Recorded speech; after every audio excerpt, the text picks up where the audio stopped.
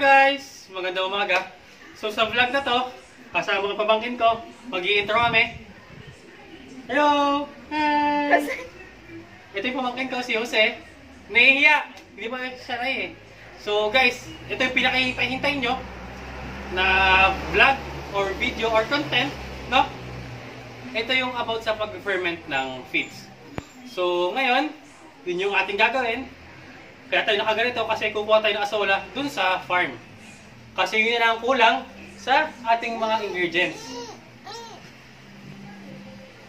So binabaho ko kasi nagliligalig yung pamangkin ko. Hindi pa kayo sanay. Mamaya, yung pamangkin ko ay isasama ko sa pagkahalo ng feed. So bakit ko siya isasama? Bata pa siya. Para paglaki na, makita na niya yung kanyang gagawin. No? Magpapatoka siya. No? Yun, ngumingiti siya habang pinapanood ako doon habang nagbablog ako dito. No? So yun, kuha tayo ng asola sa manukan, tapos check ko lang yung mga itlog ng aking mga inahin. Kasi baka maya-maya, hinain na naman yung tandang ko na BPR. So kailangan talagang i-collecta yun every 10 a.m. or 11 a.m. No? So yun guys, kahit kumuha to, papakita ko sa inyo yung preparation ng ating mga ingredients sa ating paghahalo ng feeds. So after natin maghalo ng feeds, sasabihin ko sa inyo kung ano ang kahalagahan ng fermented feeds. Bukod sa ito ay makakalas tayo sa ating patuka ng manok, no? Bukod doon, mayroon pang kahalagahan yung pag-ferment natin ng feeds kasi napakalaking tipid neto. Napakalaking tipid sa ating pagmamanukan. And less hassle, no? Kasi hindi tayo everyday magka-chop, everyday makongolekta ng mga gulay-gulay sa gubat, no? Ito, 1 day, 3 days preparation or 2 days preparation, may 100 kilos na tayo ng fermented feeds. And napaka-healthy pa neto, no? Sabihin ko sa inyo mamaya, kung para saan ang pag-ferment. Pwede naman yung mga fresh. So guys, mamaya i-explain ko sa inyo, pagkapakita ko sa inyo yung preparation natin sa paghahalo ng feeds and yung paghahalo mismo natin ng feeds, no? So yun guys, puto mo na ang manukan. So guys, nandito tayo sa ating asola. Yung asola natin na medyo madami na. So hindi pa lang siya makadami ng madami kasi kinakain siya ng mga pato at ng baka, no? Tataka kayo, bakit may ganon, may mga sanga-sanga. So nilagyan muna namin ng mga sanga-sanga kasi para hindi muna mapuntahan ng mga baka kasi tsaka kalabaw kasi kinakain nila yan, so hindi makadami. So ang para namin, nilagyan muna namin ng kahoy para siya makadami, para once na dumami ito, ihahalo namin sa pagkain din nila, no? Mas maganda kasi yun ang ihahalo mo sa pagkain nila kasi para makatipid tayo kasi once na madami sila, mas madali silang mas dumami pa kasi mabilis silang dumami. So ito ay bigay lang sa akin to yung konting asola, baka mga 1 kilo. So napadami natin ng ganito. So guys, medyo maputik, no?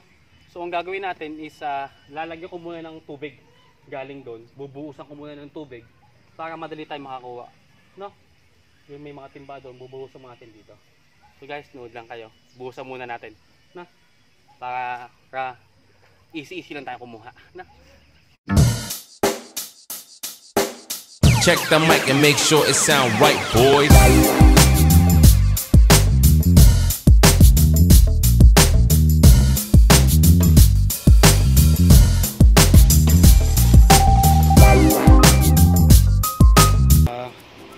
Niluluto na natin ang ating sapal na nakuha natin sa palengke. Bali guys, ito ay nabili ko ng 18 pesos. No? Baka ito nasa 4 na kilo to. Ganito kadami. So bakit ko siya niluluto? Kasi kung hindi ko siya lulutuin, hindi sapat yung init ng araw kanina, mabubulok to. No? Sayang naman pag nabulok. So ang ginawa ko, lulutuin ko siya. Ay, naghihimay na tayo ng ating ingredients sa ating pag-ferment ng ating feeds. Si Kuya, naghihinihimay ni Kuya yung ating ready cacao, kakawate. Yan, hinihimay ni Kuya. And then, gagawa tayo ng baga para sa ating uling na ipa or carbonized rice hull. So guys, ganito kayo magawa ng carbonized rice hull. Kung mapapansin nyo, may hole, no? Kasi nagpa-apoy kami kanina sa kahoy. Diba nakita nyo naman. So, yan yung kakalabasan ng ating panaglagay tayo ng ipa, no? Kailangan may oxygen na papasok sa kanila para hindi mamatay yung apoy or yung baga. Hello guys! So, bali tapos na tayo magtakal ng mga ingredients natin. Nakilo na natin lahat yan. So ngayon, maghahalo na tayo ng ating feeds, no? Ang ingredients natin ay rice bran. Ito, rice bran. Carbonized rice hull. Asin. Yung pamangkin ko, tititingin sa akin. Sinasama ko talaga sa vlog, kaso nagliligalig. Ito ngayon, makikimali-mali ito, kilala ko ito, manggugulo ito. No? Oh, there daw, there. Ito ay ating gulay, asola. Asola and mother de cacao. Mais. Yung ating feeds para sa proteina. Ito yung natural protein natin, no? Gulay. And then, sapal ng nyog. Yan, sapal ng nyog, no? Tapos, 4 na tab. So, ang hahaluin natin ngayon ay 100 kilos of feeds, no? I-ferment natin to ng 14 days. After 14 days, pwede natin to gamitin, no? Pala, and, ito, there. Molasses, and ating probiotics. I-ferment siya ni Mama noong May 18, 2020. So, napakanga itong probiotics na to. And yung ating tubig. So, yung ating tubig, ito ay dapat napapasingaw ng isang araw para hindi mamatay yung ating probiotics dito sa ating tubig. Kasi yung tubig na nakukuha sa gripo ay may ano siya, chlorine. So, pag nilagay mo kagad yun, mamamatay yung probiotics natin. So, ang pag-ferment na, ang gagawin muna natin is, hahaluin muna natin yung mga dry ingredients, no? Hahaluin muna natin. So, bago tayo maglagay ng mga water. Huwag ka magkalat. So, higalaro siya. So, yun. Yan, hahaluin muna natin itong mga dry ingredients. Tapos, tsaka nilalagay itong mga molasses, tsaka fermented plant juice natin, no? Tsaka probiotics. So, gagawin muna natin ay, ihahalo na natin to sa tubig natin. Para mahalo siya mamaya.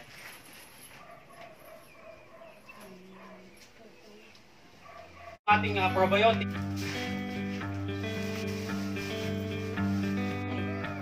Wow! Dala na ito. Hi! Sarap na kasi.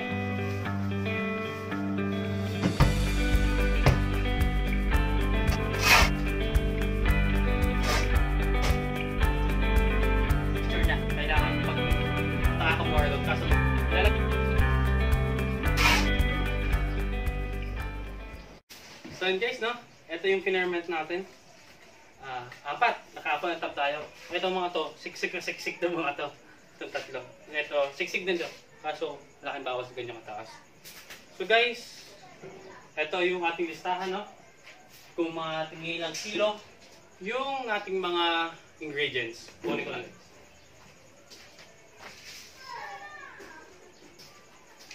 Yung ating rice bran is 60 kilos.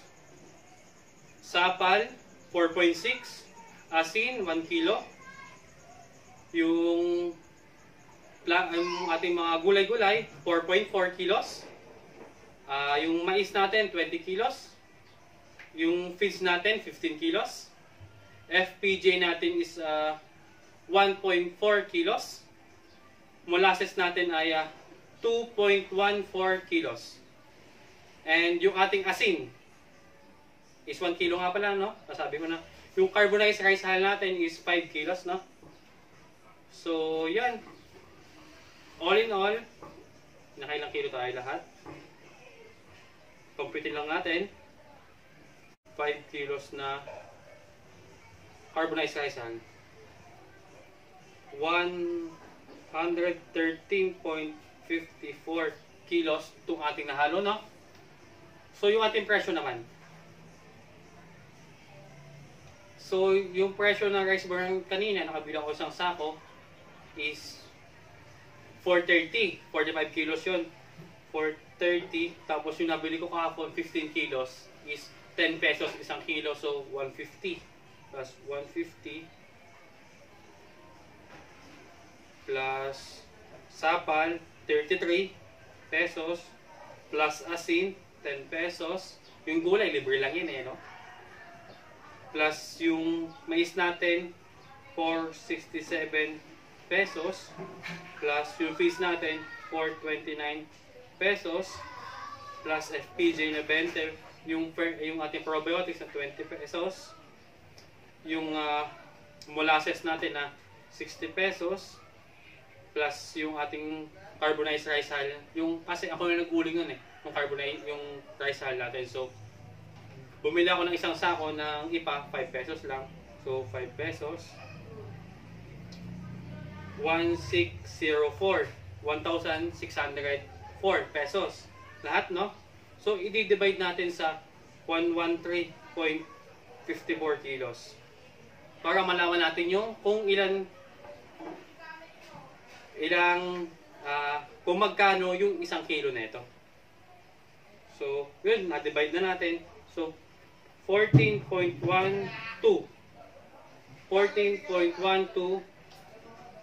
pesos yung ating per kilo nito. So, malaking tipid guys, no? Napakaganda pa niya. So, 14 pesos and 12 centavos yung per kilo ng ating Finnermen, no? Napakatipid, tapos napaka-healthy pa. So, hindi tayo nandadaya pag may bumibili sa atin ng itlog at karne, no?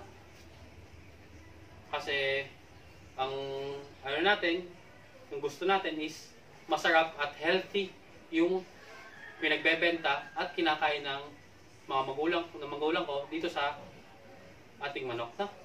Gusto ko healthy sila.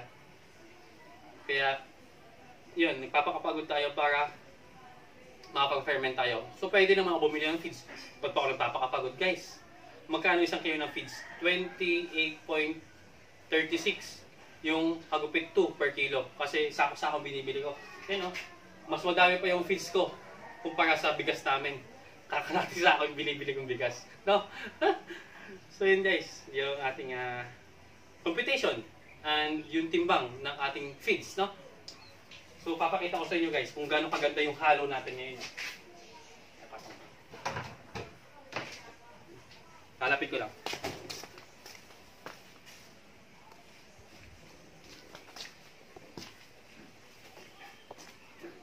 Yan. Ganito siya kaganda. No?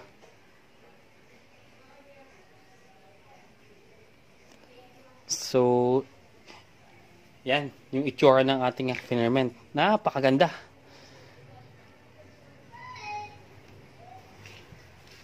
So, pwesto na ulit natin. Diba nakapag-compute na tayo kung magkano yung per kilo natin, na?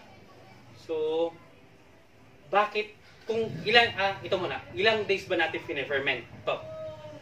Ako guys, nag-ferment ako 14 days. 14 days, pwede na siyang gamitin. So, yun. Hindi naman siya tumatagal sa akin kasi nauubos agad to. No? After 14 days, maamoy nyo na yan na parang wine. Sobrang tamis na niya. Sobrang sarap na yung amoy. Ito na lang Finnermen ko Isang natira last time. Isang tub na lang.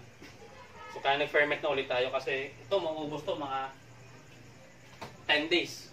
10 days to 14 days, no? Sakto. Pagkaubos na ito naman yung gamitin natin. So yun.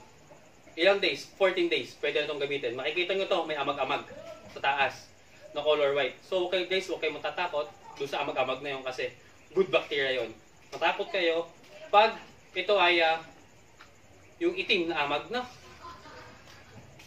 Doon kayo matakot kasi masasayang yung inyong pag-ferment and syempre yung inyong pera. Na? Yan. Bakit ako nag-ferment? No? Bakit ako nag-ferment? Una, para makatipid sa feeds. No? padalawa. Para healthy yung kinakain ng ating mga alaga. At kung may bibili sa atin na consumer, no? Yung mga itlog, karne, yan, healthy sila kasi pinapagalaan ko sila para mainitan and pinapakain ko ng mga gulay-gulay plus ferment yung ating feeds. Hindi siya yung pure commercial na feeds na pinapatok ako. Sarili ko siya mixture para mas masarap yung karne. Yung flavor ng nilalabas pag niluluto natin yung karne. No? Mas malasa siya. No? And mas mabilis siyang lumaki. Pag tama yung pag-ferment natin. Kaso nagkamali ako, kaya gumaan yung ating mga alaga. So, una, para makamura. And yung next, kung bakit ako nag-ferment, kasi hindi nagiging sakitin yung aking mga alaga. Yes, guys. Number 1 yan. Kung bakit ako nagtsatsaga mag-ferment. Nakita ko, dun sa last batch namin na 50 pieces, ang bibilis nilang lumaki. Hindi sila sipunin. Kahit tag-ulan na ngayon, no? Kahit may butas-butas yung bahay ko, ng bahay nila, may mga tulo-tulo. So, dapat magkakasipon na yon. Sa experience ko, magkakasipon na yon. Yung akin guys, yung inaalagaan ni mama, wala nagkakasipon. Pantay-pantay yung laki nila. Walang napupurel. Walang nagkakahalak. Wala lahat. Zero antibiotics to. Wala akong binibigay ng antibiotics kahit isa. Puro tayo fermented plant juice and probiotics. Yun. Yun yung kahalagahan at kung bakit ako nagtsatsaga mag-ferment ng ating feeds. So guys, sana may utulan kayo sa ating video na ito. So sa gusto mong pa-shoutout, comment lang kayo. Comment lang kayo or mag-PM kayo sa Pudoy's Farm Facebook page or dun sa page na Chris Austin. Yung may makikita ka profile picture na Pudoy's TV, yan. Yun yan. Mag-message lang kayo doon, sasagot kagad ako. So guys, salamat.